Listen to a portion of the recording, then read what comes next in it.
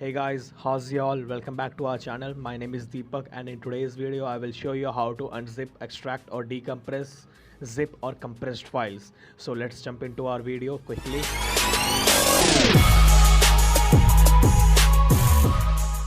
So first of all, you have to download these respective applications. If you are Android user, you have to download RAR, and if you are iPhone user, you have to download iZip. These both applications are similar only, and in today's video, I will show you how to unzip zip files from RAR in Android.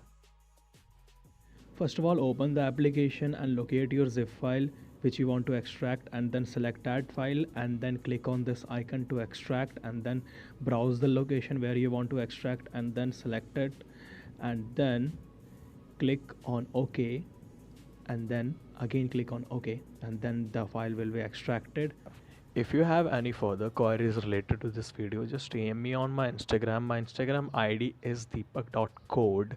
And if you got to know something new from this video, just hit the like button and please do subscribe to our channel and don't forget to hit the bell icon. Thank you so much for watching this video. I would be back with these types of content again.